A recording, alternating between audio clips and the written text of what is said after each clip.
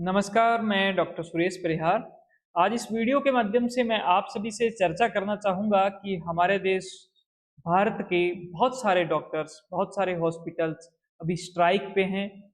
हम मरीजों को अपनी सेवाएँ देने में असमर्थ हैं, नहीं दे पा रहे हैं और ये जो स्थिति है, ये क्यों हुई ऐसा? ऐसा क्या हुआ इस देश की एक ऐसी बेटी के साथ में जो कि इसी देश के अंदर डॉक्टर बनना चाहती थी। वो अपने घर का इकलौता चिराग थी और एक बहुत ही एक प्रकार से गरीब फैमिली से थी। वो उनकी उम्मीदें थी, उन माँ-बाप की उम्मीदें थी और हमारे ही देश के जो कोलकाता शहर है, जहाँ का आरजी कर हॉस्पिटल के नाम से एक मेडिकल कॉलेज है, वहाँ पर वो चेस्ट यानी कि छाती के जो डॉक्टर हैं, उसकी तैयारी कर रही थी और वो दूसरे साल में थी। 3 साल की ये जो टोटल डिग्री होती है, जिसमें 2 साल की सेकंड ईयर के अंदर वो थी। अपनी लगातार 36 घंटे की ड्यूटी दे रही थी। वो दिन और रात जनता की, मरीजों की सेवा कर रही थी। रात के वक़्त वो सेमिनार हॉल के अंदर रेस्ट करने के लिए गई और सुबह उनकी लाश मिली और उनका मर्डर किया गया और इतना ही नहीं, उनके साथ में गैंग रेप हुआ। तो बहुत ही दर्दनीय एक घटना है। 9 अगस्त की रात की ये घटना है। इस घटना के बाद में बहुत सारे डॉक्टर्स, बहुत सारी चीज़ें हुई। इसके साथ में बहुत सारी जो हमारी जो भारत देश की जनता है, वो बहुत ही दर्द मना रही है, दुःख मना रही है। सरकारें भी उसके साथ में है, चाहती है कि न्याय मिले, चीज़ें सुधरे, ठीक हो। लेकिन इस न्याय से जो अभी की जो स्थिति है, जिसके अंदर बहुत सारे मेडिकल कॉलेज के अंदर जहाँ भी जो हॉस्पिटल्स के काम है, चिकित्सा के काम है, वहाँ पर महिलाएँ, लड़कियाँ बहुत ज़्यादा इन्वॉल्व हैं और ये काम उनको करना ही चाहिए। हम तो खुद लड़कियों को डॉक्टर बनाने के लिए उनको प्रेरित करते हैं। तो हमारी ज़िम्मेदारी ये भी हो जाती है कि लड़कियों को सिर्फ़ डॉक्टर ना बनाएँ, उनकी सुरक्षा का भी ज़िम्मेदारी आप सभी की है, मेरी है, मेरे साथियों की है, हमारी टीम की है। हमारी टीम ने मिलकर एक ऐसा डॉक्यूमेंट तैयार किया है जो कि हम प्रथम चरण में सबसे पहले मेडिकल कॉलेज के जो प्रिंसिपल साहब हैं, हम उनसे निवेदन करना चाहते हैं। उसके बाद में हम चाहेंगे कि प्रशासन इस डॉक्यूमेंट की स्टडी करे, इस पर वो जितना भी काम कर सकते हैं वो काम करे और उसके बाद में जो जनप्रतिनिधि हैं, जो नेतागण हैं, जो सरकारें हैं, वो भी सजग हो जागे। अभी आपके सामने ये डॉक्यूमेंट दिखाई दे रहा होगा। इस डॉक्यूमेंट को मैं थोड़ा-सा बड़ा कर देता हूँ और इसके अंदर सबसे पहली बात यही लिखी है कि दरिंदों को फांसी दो। दूसरी बात जो कि बहुत ही मुख्य बात है, वो ये है कि हर एक चिकित्सालय में, हर एक हॉस्पिटल में 3 लेयर की सिक्योरिटी सिस्टम हो।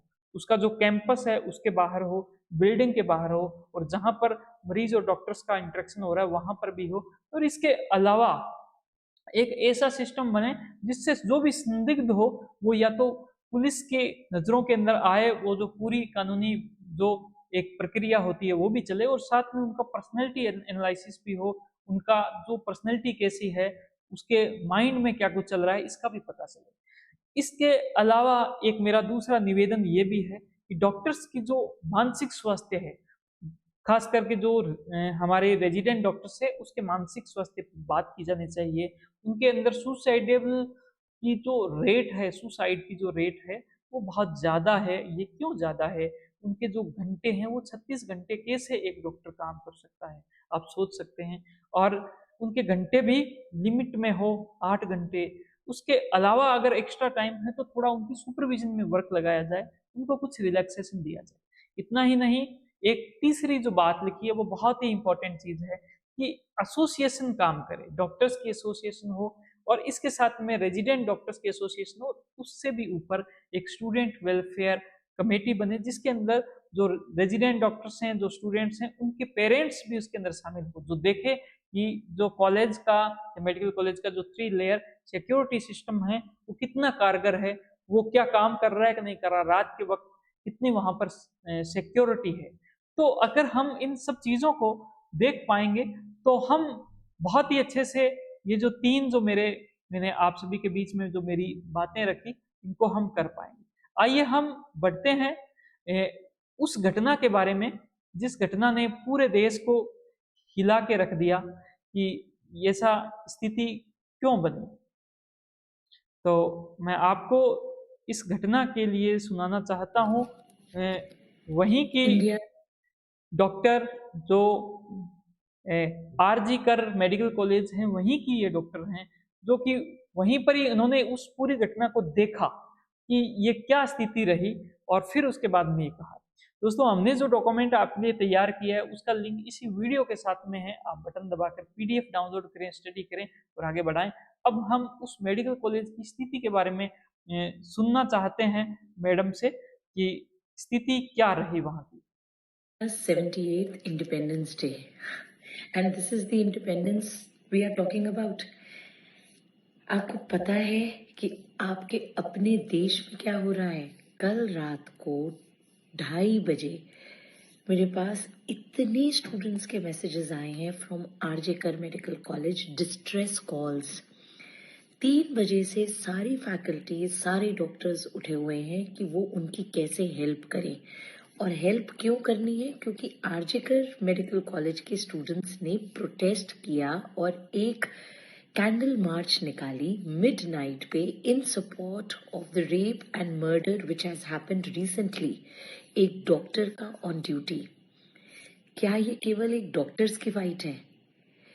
किसी और को इससे कोई फर्क नहीं पड़ता कि एक बेटी अपनी डॉक्टर की ड्यूटी करने गई है, नाइट ड्यूटी करने गई है, और नाइट ड्यूटी में उसके साथ रेप होता है, उसका मर्डर होता है। रेप भी कोई छोटा मोटा रेप नहीं हुआ था, उसका गैंग रेप हुआ।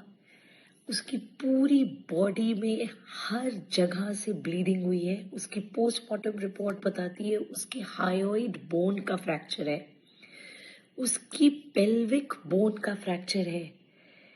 पेल्विक बोन का फ्रैक्चर एक यंग लड़की में, कैन यू अंडरस्टैंड उसके साथ क्या हुआ होगा? जो उसकी पोस्टमार्टम रिपोर्ट में जितना सीमन मिला है वो एक इंसान के रेप करने से नहीं हुआ। It is a gang rape which has happened, and that too when that doctor was on duty. और क्वेश्चन ये उठाया जा रहा है कि वो सेमिनार रूम में क्यों गई थी?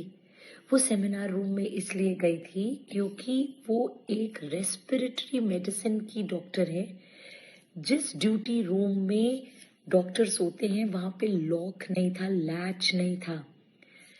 1:30 से 2 बजे तक वो लड़की ने अपनी ड्यूटी करी है। 36 आवर्स की ड्यूटी पे थी वो लड़की।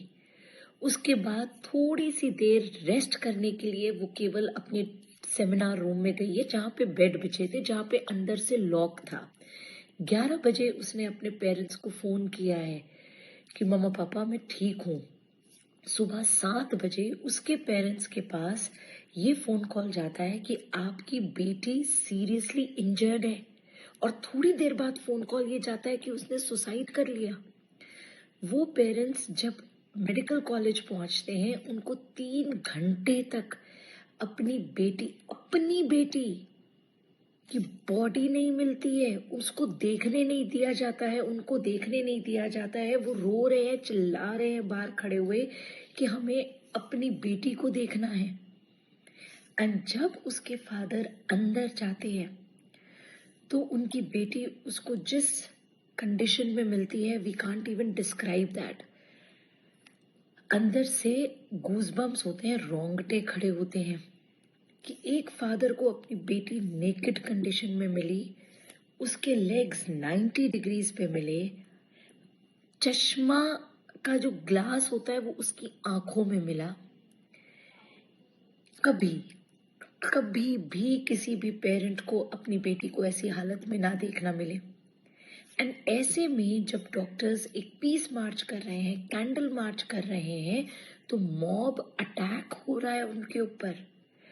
आज कोलकाता के डॉक्टर्स, कोलकाता के students, they are under threat. And अगर पब्लिक ने इसको पब्लिक इशू नहीं बनाया, अपना इशू नहीं बनाया, तो आई एम टेलिंग यू कभी कोई डॉक्टर आपकी हेल्प करने नहीं आएगा। डॉक्टर्स दिन रात अगर मेहनत करते हैं, दिन रात अगर ड्यूटी करते हैं, किसके लिए? आपके लिए। Please general public stand up for these doctors. कल रात को 2:30 बजे से हमारे डॉक्टर्स, हमारे स्टूडेंट, हमारे बच्चे अंडर थ्रेट हैं। मॉब अटैक हुआ है उन पे, वो दरवाजे बंद करके बैठे हुए हैं हॉस्टल्स के। वीडियोस देखो, और वो डॉक्टर्स के ऊपर अटैक हो रहा है, 3000 लोग उनके ऊपर अटैक कर रहे हैं। जागो इंडिया, हैप्पी इंडिपेंडेंस डे के मैसेजेस मत स्प्रेड करो, ये मैसेज स्प्रेड करो और हमारे बच्चों को, हमारे डॉक्टर्स को इन कैलकाटा सेव करो। That is your duty on this Independence Day. Stop forwarding messages of Independence Day. And at Delhi DBMCI Gautam Nagar, कल हम कैंडल मार्च कर रहे हैं। Make it a general public protest. Please सामने आओ. I am requesting the general public, I am requesting practicing doctors to come and stand with us in support of all the resident doctors. ये कभी आपका बच्चा भी होगा doctor, सोचो और आज एक्शन लो, नहीं तो बहुत लेट हो जाएगा। जैसा कि आप सभी ने ये देखा कि एक बहुत ही एक प्रकार से दर्द भरी जो कहानी है वो मैडम ने हमारे बीच में रखी कि किस प्रकार की जो स्थिति थी वो वहां पर पैदा हुई।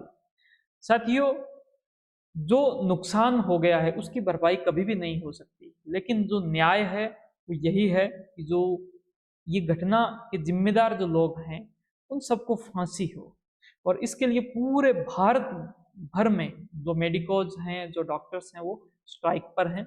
लेकिन हम चाहते हैं कि हमारे सभी जो संस्थान हैं वहाँ पर 3 लेयर सिक्योरिटी सिस्टम बने, और वो जो सिक्योरिटी सिस्टम है वो इन बेटियों को बचाए। और ये इस वक्त के अंदर अगर हम स्वतंत्रता दिवस की बात करें तो ये घटना हमारी स्वतंत्रता को छीन भिन्न कर रही है।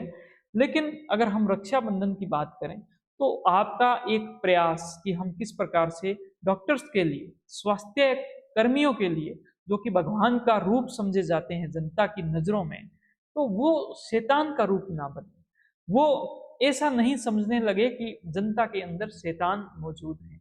हाँ, जनता में शैतान है, हर एक जो इंसान है वो इसी जनता में से आता है, लेकिन 3% जो लोग थोड़ा सा जिनकी यानी कि पर्सनैलिटी के अंदर डिफेक्ट है उनको पकड़ने का काम जो है वो सिक्योरिटी सिस्टम करे। तो और दूसरा, जैसे हमने बताया कि एक मेडिकल स्टूडेंट वेलफेयर के लिए एक ऐसी टीम बने, कमेटी बने, जिसके अंदर जो पेरेंट्स हैं रेजिडेंट डॉक्टर्स के वो भी शामिल हो। और तीसरा, जो आरडीए है वो स्ट्रॉन्ग हो। तीनों को हमने इंक्लूड करते हुए एक डॉक्यूमेंट तैयार किया है। इसी वीडियो के साथ में उसका लिंक है, आप डाउनलोड जरूर करें और इसको आगे भेजें। आपका बहुत बहुत धन्यवाद। Thank you. जय हिंद, जय भारत। आइए हम सब मिलकर एक कोशिश करें और न्याय दिलाएं भारत की, देश की बेटी को। Thank you.